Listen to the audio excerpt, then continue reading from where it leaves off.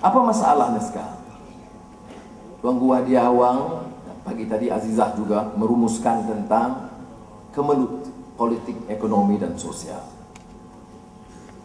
16 Desember, Bank of America Merrill Lynch, kajian mereka di antara 15 negara di Asia Pasifik, Malaysia ke tempat kedua tercorot paling rendah dari segi daya tarik pelaburan. Senario ekonomi kian lemah. ETP tidak ada makna tanpa perubahan pengurusan. Unjuran pertumbuhan kita pasti tersasar. 2011 5.2%, 2012 5.4%. Tanpa kadar pertumbuhan minimum 7%, kadar pengangguran akan meningkat dan kita tidak mungkin mencapai kedudukan negara maju. Saya beri hanya satu contoh yang disebut dan saya tambah berdasarkan kajian Consumer Association, Persatuan Pengguna Pulau Pinang yang terbaru, mengkaji perjanjian TNB dan IPP. Kerana TNB terpaksa membeli dari IPP, YTN harga belian itu 25% lebih mahal daripada kalau TNB menjana sendiri kuasa elektrik. Siapa dia yang dapat untung? Crowding. Bukan untung sedikit, berbilion ringgit.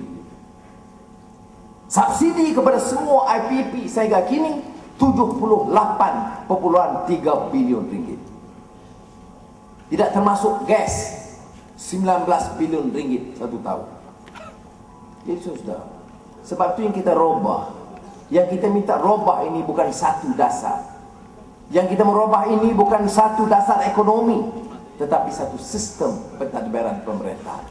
Bila kita katakan keinginan kita, hasrat kita ke Putrajaya untuk merubah sistem ini, enough is enough. This oppression, this squandering of national wealth must end.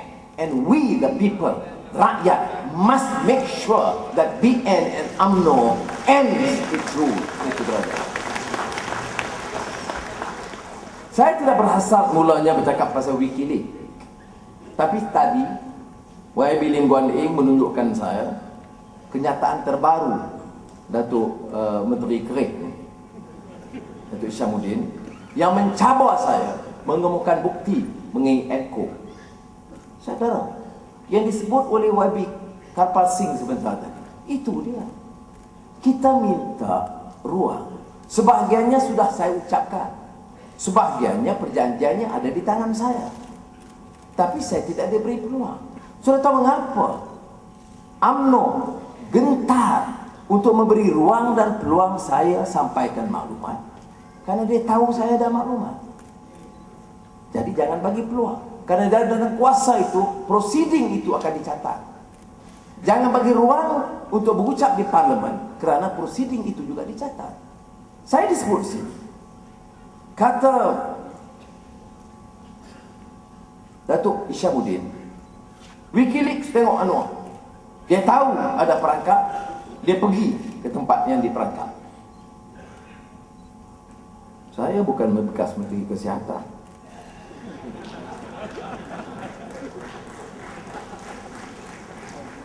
Dia buat fitnah. Saya dah kata Wallahul-Azim, fitnah ini jahat. Jangan ulang. Oh, dia kata ini yang dikatakan oleh Singapura. Apa jawapan saya?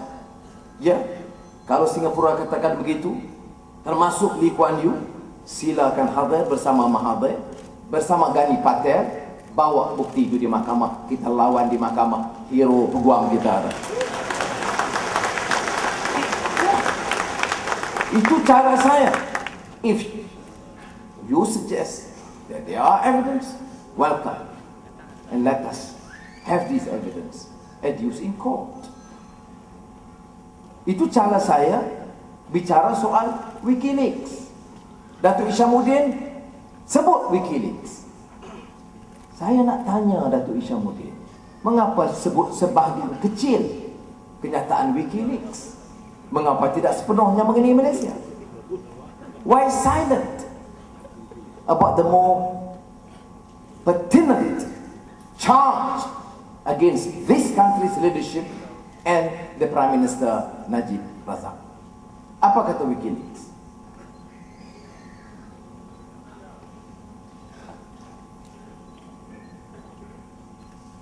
Pertama, di Malaysia ini, a lack of competent leadership is a real problem for Malaysia. Najib Razak needs to prevail politically in order to avoid prosecution. Yang mimpin negara Malaysia ini orang yang tidak ada wibawa, tidak ada keupayaan. Kata Singapura. Saya tidak semestinya setuju. Tapi Menteri Hishamuddin sebut Wikileaks. Mengapa padamkan kenyataan ini? Sebut. Dan disambung dengan ayat berikut, Najib Razak perlu menang politik untuk mengelak dirinya dari didakwa kes membunuh Atantuya Sharibu Mongolia. Linking the Prime Minister to an alleged involvement. Ini bukan, dia tak kata investigation, dia kata prosecution. Kerana mengikut kenyataan Singapura, bukti cukup kuat, boleh dakwa Datuk Seri Najib. Bukan saya kata, Singapura kata. Dan bukan saya hebahkan. Datuk Seri Hishamuddin cabar, jawab. Kalau tak boleh Hishamuddin, Najib. Tak boleh Najib, Rosmah. Linking the Prime Minister to an alleged involvement of the murder of a Mongolian woman, Atantuya Sharibu. Baik, sambung. Najib Razak, quote. Saya ambil kenyataan sahih dari laporan ini. Najib Razak has his neck on the line in connection with a high profile murder case. Sebab itu saudara, media UMNO riuh rendah, heboh soal Wikileaks. Saya pergi ke Bera dengan Datuk Tuan Ibrahim. Nak masuk ke Bera, tempat ceramah, orang puluh ribu. Ada seorang bagi bisik dia, itu sih, Wikileaks, tolong terang. Hai. Kampung Bera pun tahu, minta saya jelaskan Wikileaks. Saya kata, dari mana? Lembah Biluk. Peneroka Lembah Biluk pun tahu Wikileaks. Sudah tahu sebab apa? Sebab memang dihebahkan. Sekarang ini household name, semua orang tahu Wikileaks. Leak, bocor. Wiki dari internet. Ya, Wikileaks. Jadi sekarang ni kita hebahkan. Jangan tambah, jangan fitnah, hanya tambah kerana kerajaan Malaysia, UMNO, media UMNO hebohkan Wikileaks. Kita ambil hanya maklumat yang diedarkan. Maka semua tenaga Pakatan Rakyat hebahkan kenyataan ini yang Najib on the line ini dalam murder case. Bila ditanya apa jawab Najib, Prime Minister, what is your reaction to the Wikileaks report? This is a small matter. Dia kata kita nak tumpu pembangunan negara, ETP. Saudara, bolehkah seorang dituduh membunuh, kemudian dia tanya, small matter. Saya dituduh CP. Saya kata, saya cabar, bagi ke mahkamah, kita lawan di mahkamah. Open, transparent, professional game. Najib ditanya, pasal kes bunuh, small matter. Tak gitu Rosmah. Yes, very small matter. Okay. Nah, ini ada kaitan dengan penggantungan. Saya tidak sentuh penggantungan kerana disentuh oleh Wabi Karpasik. Sampai saya dicabar oleh Datuk Hishamuddin. Sebagai yang saya dah sebut, EPCO nafi, dia tak ada hubungan dengan Israel. Tiada ada perjanjian dengan Israel. One Malaysia itu dicadangkan oleh tenaga EPCO kepada Ehud Barak 1999, One Israel. UMNO kata Anwar salah, tidak ada satu Israel. Saya mengaku saya silap. Tidak ada satu Israel yang ada one Israel. Okey, dia nafi. Saya ada dokumen ini. Dan saya minta kawan-kawan pegang dokumen ini bila sampai dan ceramah di mana-mana. Kita lawan media, kerana media tutup kes ini. Dia cabar saya bagi maklumat, saya nak jawab. Tolong sampaikan. TV3 ada? Mana TV3? Bangun!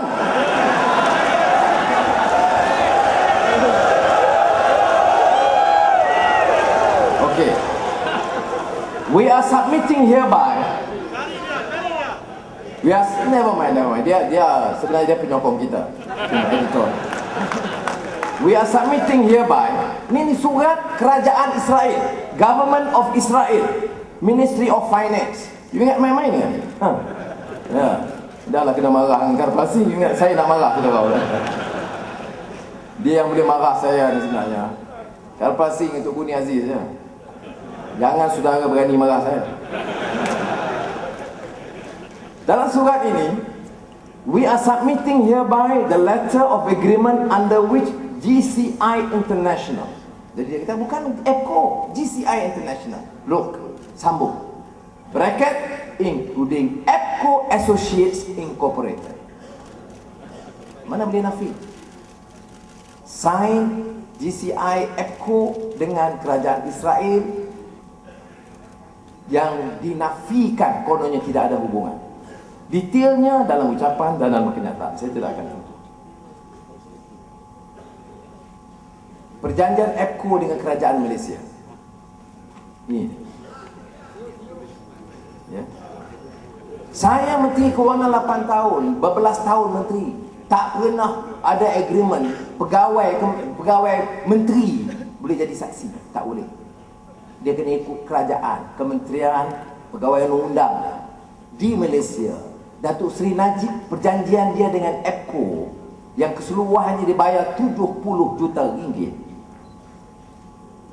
ditandatangani oleh pegawai Kementerian Kewangan dan Datuk Tengku Syarifuddin Tengku Ahmad 620707015781. Siapa dia?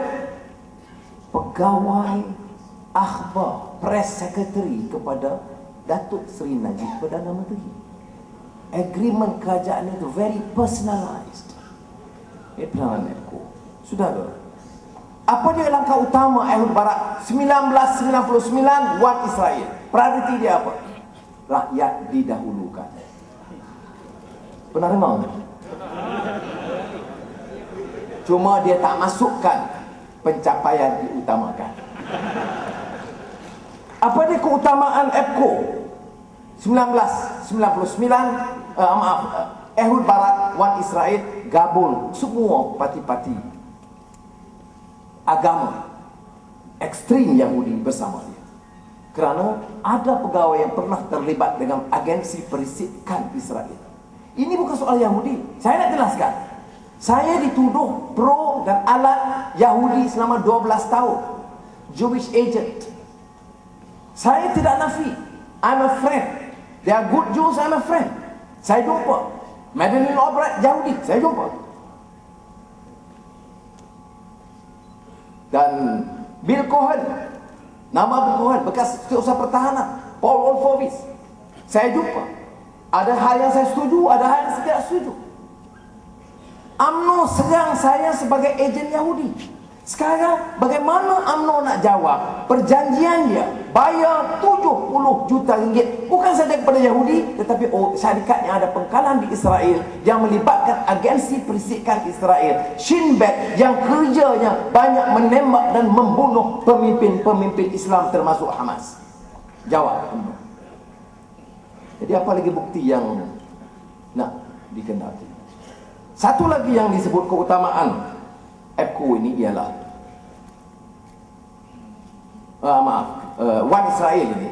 Satu, rakyat didahulukan. Kedua, Ehud Barak kata keutamaan kita, our priority must be health services, perkhidmatan kesihatan. Di mana-mana desa dan bandar kita mesti ada kemudahan-kemudahan kesihatan. satu Israel kesihatan, satu Israel perkhidmatan kesihatan. 1999. 2009 di Malaysia apa dia? Berarti tanya awak kan? Jadi ini saya harap penjelasan saya memadai, dan saya nak sentuh beberapa keputusan kita buat. Surat F1 yang disentuh oleh YB Karpal Singh dan YB Siva Rahsia, dia ada minority report yang lengkap tentang polisi. Maknanya UMNO ini guna satu surat daripada EPCO yang boleh menjawab semuanya. Surat dari EPCO begitu berkuasa yang memadam dan membatalkan hak ahli parlimen lain, termasuk saya jawab. Dia kata cukup. Ini dah cukup. Surat EPCO cukup. Tak payah orang lain bagi penjelasan. Inilah mutu kuasa kuatnya EPCO di kalangan pemimpin UMNO. Ya? Dan surat ini kemudian Azmin dah jadi timbalan presiden, terus tunjuk sokongan dia kepada ketua umum, bawa usul 18.1. Dan dalam usul itu dia menyebut bukan menerbitkan, menyebut adanya surat EPCO. Sebut saja surat EPCO, terus Azmin Ali kena gantung 6 bulan. Dia inilah menyebabkan kita mesti tolak. So, saudara, ini bukan soal Anwar ke Karpal Singh ke Siva ke Azmin. Ini menunjukkan sheer arrogance of power, keangkuhan kuasa ke atas ahli parlimen, kegagalan menangani masalah, penghinaan kepada rakyat, sama ada Amirul anak kita, ataupun Teo Beng Hock saudara kita, ataupun A. Kugan saudara kita. Ini sama. Bila ada arrogance of power, dia tak peduli. Kalau ada pun dakwaan PKFZ, orang sinis dan curiga wayang. Ada pendakwaan yang terpaksa dilakukan kerana menjelang pilihan raya terhadap Khair Toyo, ini juga sandiwara politik baru. Saudara, seperti yang kita sebut, enough is enough. Masa untuk kita bergerak sebagai satu pasukan yang padu dalam Pakatan Rakyat. Saya hari ini sangat bangga dan terima kasih kepada adik-adik kita barisan kedua. Kalau orang tanya Pakatan Rakyat tidak ada atau ketandusan kepimpinan, mereka silap besar. YB Kit Siang tahu, Babu Hadi Awang tahu, Azizah tahu bahawa kerja mempersiapkan dokumen ini sebahagian besarnya diselenggarakan oleh barisan kedua pimpinan Pakatan Rakyat. Tenaga muda dalam Pakatan Rakyat. Maknanya Pakatan Rakyat ini punya potensi yang besar. Dan sebab itu saya syorkan saudara, teliti dan telah, ini dokumen yang sangat penting bagi Pakatan Rakyat. Ini dokumen yang menyambung beberapa kerangka dasar yang kita luluskan tahun lalu. Semua pimpinan harus meneliti, menghadap supaya dapat kita sebarkan maklumat ini dengan baik.